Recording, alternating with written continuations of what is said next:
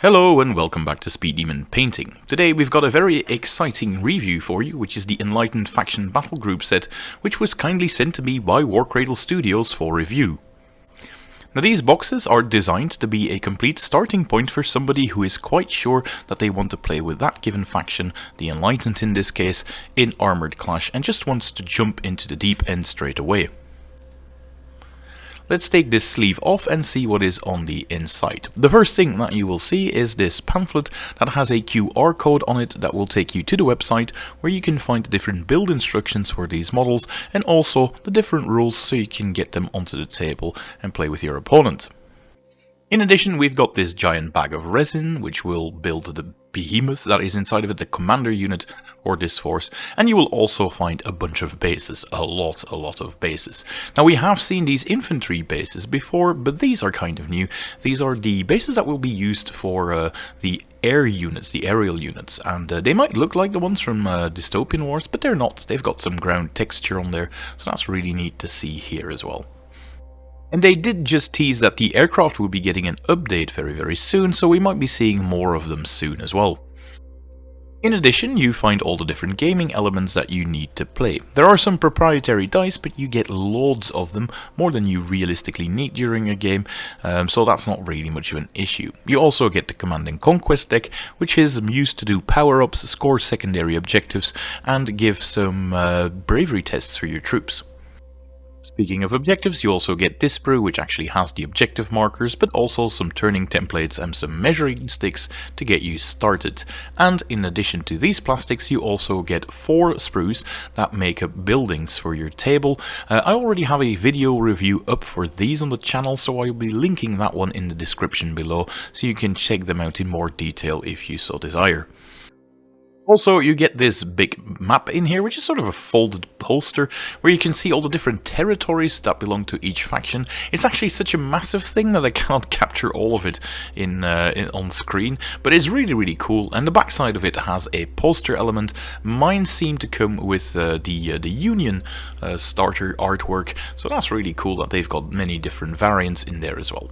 In addition, you also get the full rulebook, which also has the background and the lore in there, so you can learn more about the setting too. And then finally you get 2 of these sheets. These are the different sort of status markers that you use in game. It looks like some of them are missing, but they're just lying around in that box. It's not like they've been, removed before they were added to it. And then finally we have the massive amount of plastic that you're getting in there that are actually your bread and butter troops for your faction. You get a grand total of 8 plastic sprues, 4 of which will be the infantry sprues that we'll be taking a closer look at in a minute, and 4 of them will be the sort of armor troops that will have most of your big walkers, your crab walkers, but also some extra larger behemoth units as well that we'll be checking out in a bit. And let's start things off with the units for the armor sprue.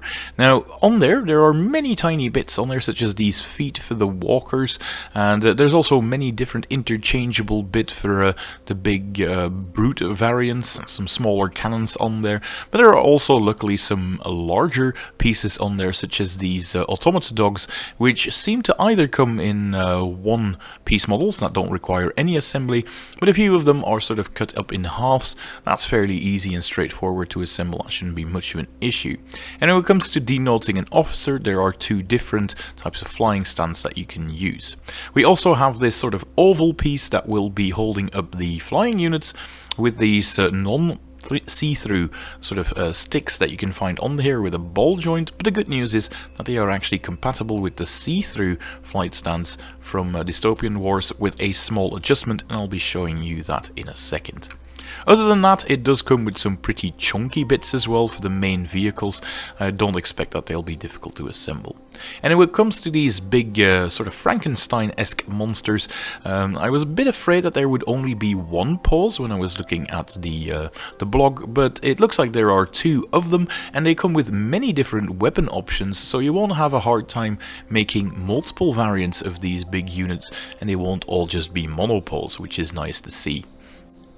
Now, one thing that is important to note with this sprue is that some of the weapons found on here, such as these blasters, can be used on the big Wells class walker that you're getting in this box as well. So you have to sort of pick and choose which variants you can make of your tripods based on what sort of configuration you want with your big flagship.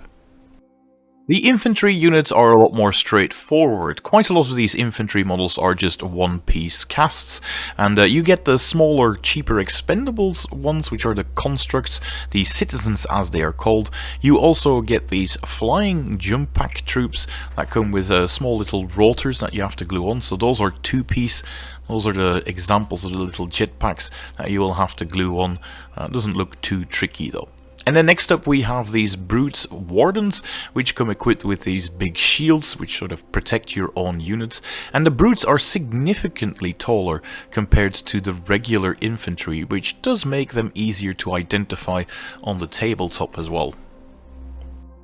The jump infantry does come with these large smoke plumes modelled onto the actual models themselves, so if you paint those up that shouldn't be too tricky to identify either. And then you finally have the gun brutes on there, which again are quite tall and have the big miniguns on them. Then you also have these which are sort of cut in two and have mono wheels added to them. The colour scheme might make that a lot more obvious that they're half metallic, for instance, which is what I plan to do with mine.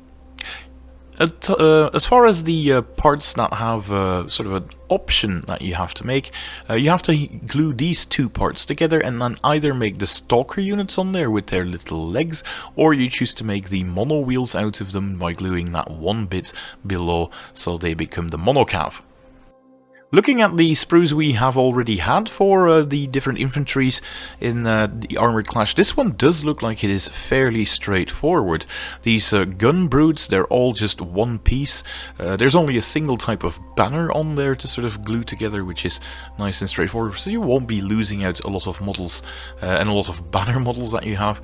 And with the difference in height between all of the models, they are fairly easily identifiable as well, so I really like that. I am planning to paint my models in this sort of an orange overall, kind of like they are in a sort of a penal legion almost, like convicts that have been butchered and put into the battlefield. So if you're looking forward to seeing that paint guide, definitely subscribe to the channel, and if you like this video, give it a thumbs up, that really helps with the YouTube algorithm as well. Now let's take a look at what is inside the big baggie of resin, because that is going to be your large walker model, which is also your commander unit in this box. It was surprisingly well glued together, but after having opened it, let's just tip it over and see what is on the inside.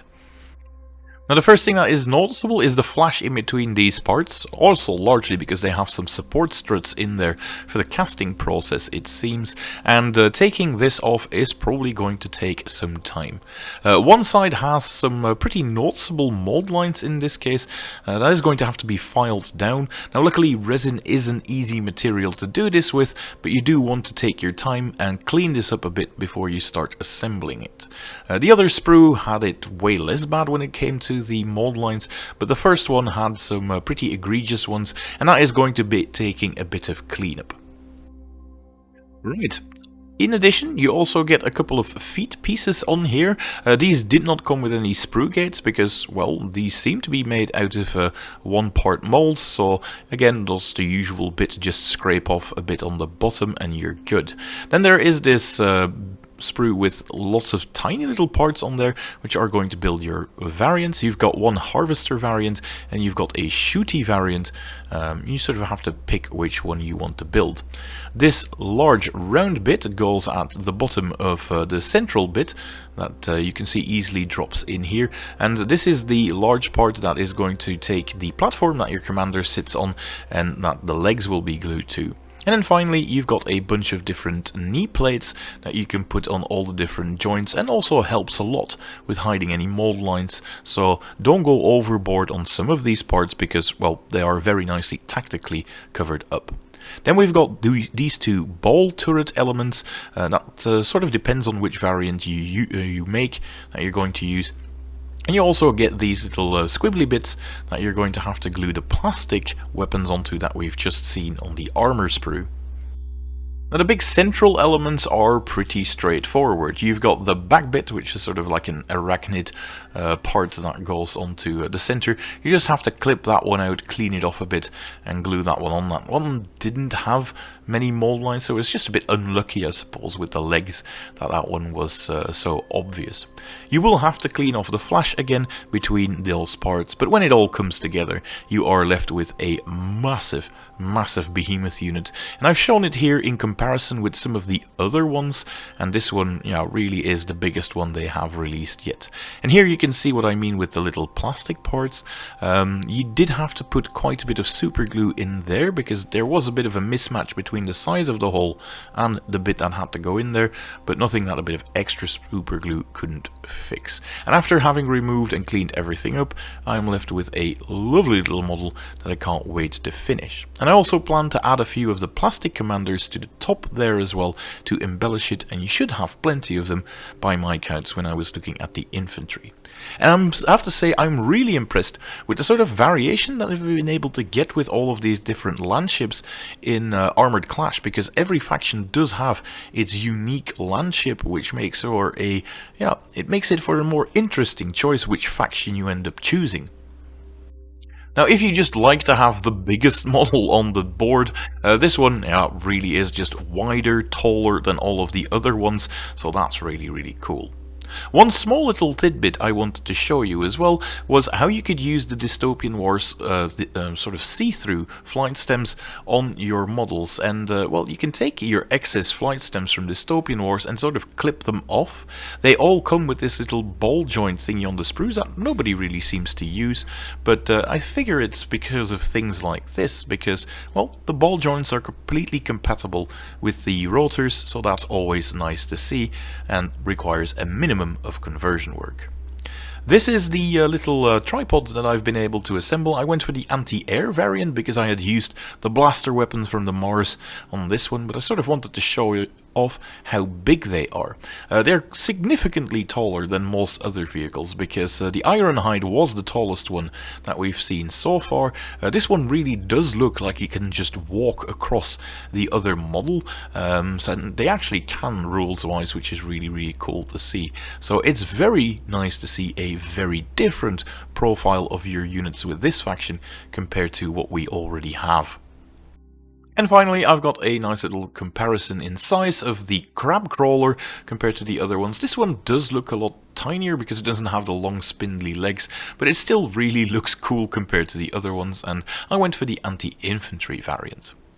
There we have it though, that is it for this video. I do hope you enjoyed this little video review of the Enlightened, which are now the 4th faction. We're halfway through the release schedule for Armoured Clash, so I do hope to see you in the next video where I'll be doing the paint guide. Until then, bye!